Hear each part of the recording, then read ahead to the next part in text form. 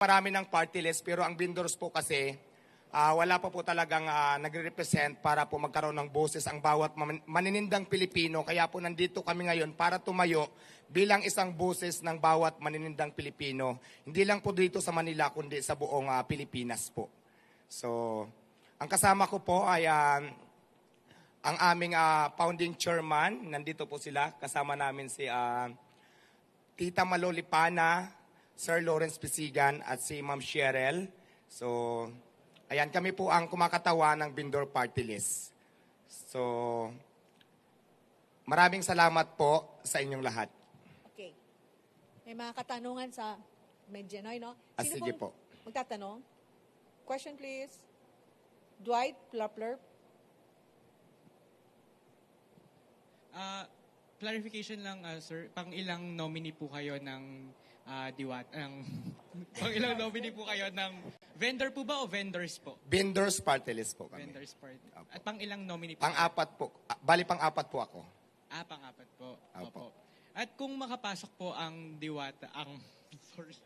ang vendor, sorry. Kung makapasok po ang vendors sa Congress, ano po yung specific legislation na gustong i-push ng inyong grupo? Ayan, ang advokasya po kasi ng vendor party list ay tulungan iangat ang bawat maninindang Pilipino. So, yun po. Magtatayo kami ng kooperatiba para na kung saan mas hindi mahirapan lumapit yung bawat maninindang Pilipino. Tapos, mayroon din kaming gagawin mga advokasya namin na yung mga vendors na kailangan natin iayos, lalo na po katulad sa akin, dati lang po ako street vendors, doon po, yun po ang isa sa mga tututukan ko din para po yung walang mga pwesto, pwede natin tulungan para magkaroon ng mga pwesto, abot lang din sa kanilang makakaya. So, ganon. Sino pa po? Meron pa magtatanong? Wala na. Sa ABS-CBN po may magtatanong. Hi, magandang hapon, Diwata. Sino yung first 3 nominees ninyo? Ayan, yung first 3 nominees po namin, kasama ko sila, nandyan sila ngayon. Binanggit ko kanina, si Tita Malolipana, Sir Lawrence Pisigan, at saka si Ma'am Cheryl. So, sila po yung tatlo. Oo, bakit ikaw yung mas pinagsalita nila ngayon? Kasi alam ko din naman na mas marami magtatanong pag nandito para sa akin. Kaya ako yung umakyat talaga. Nag-voluntary para umakyat dito na ako na lang yung magsalita. Okay. Tapos isa na lang, Diwata, yung vendors party list, kapag nangyari na natuloy sa Kamara, ano specifically yung isusulong yung panukalang batas? Kasi marami ng party list groups ang nagre-represent sa mga maralita, sa mga mabababa na mga ang trabaho o ang kabuhayan, ika nga. Ayan, ang mga batas na tulad ng sinabi ko kanina, na magkaroon, kasi di ba sa dami ng party list, pero wala pa po kasi nagre-represent ng vendor party list. Nandito kami ngayon para maging boses sa lahat po ng mga vendors, para tulungan po, magtulong-tulong kami para may angat po ang mga vendors sa buong Pilipinas. Okay, meron pa pong magtatanong? Robert Mano. Teleradyo po yan, Mr. Diwata. Hi sir, magandang hapon.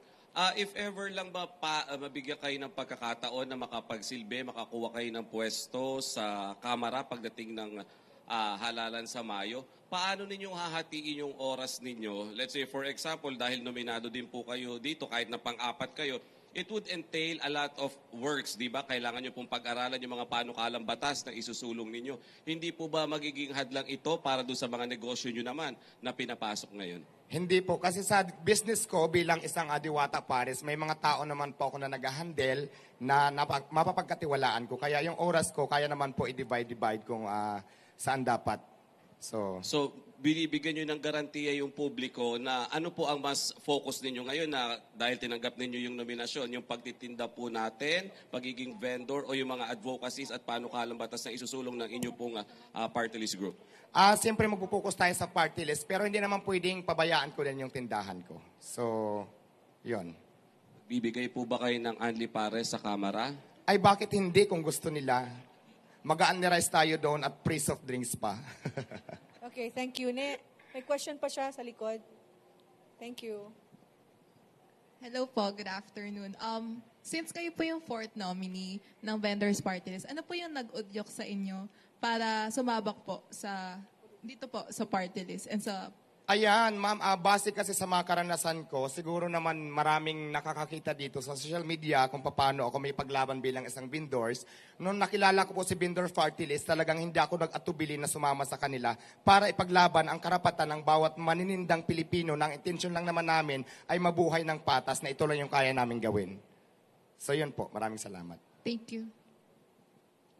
Please. Sir, good afternoon po. Amor Santos po from Newswatch. Sir, ano po sa tingin niyo yung magiging bentahe po ninyo sa pagtakbo ninyo sa halalan? Considering na tama po ba, first time po ninyo nasasabak Yes, politika? first time po.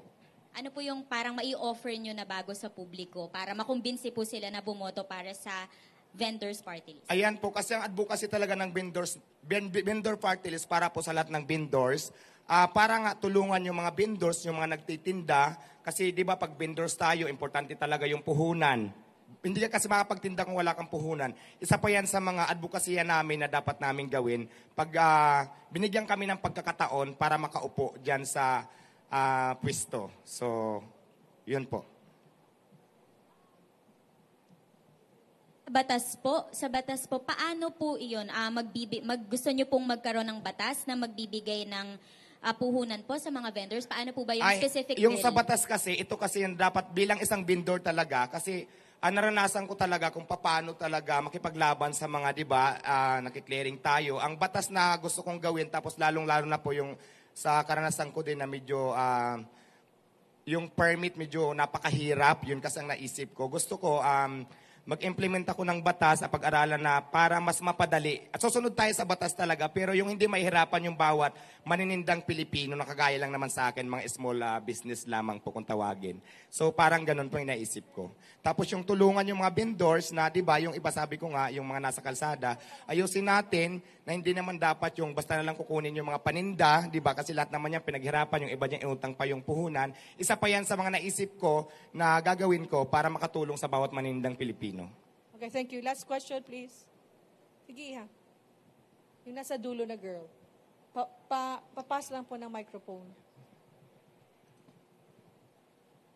Question lang po, paano niyo po nakilala ang vendors party list? At kayo po ba ay voluntary na sumama po na maging fourth nominee or inimbitahan po kayo?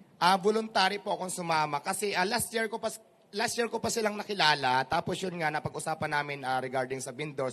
Ako mismo yung voluntary sumama kasi gusto ko din talaga, tulad ng sinabi ko kanina, na magkaroon ng boses yung bawat maninindang Pilipino para ipaglaban din naman yung karapatan ng bawat manininda. Kaya po sumama ako ng kusa sa kanila para mag-volunteer. So yun po, ma'am. Maraming salamat. Maraming salamat. Okay, sino pa po? Sir, isang question lang. Can you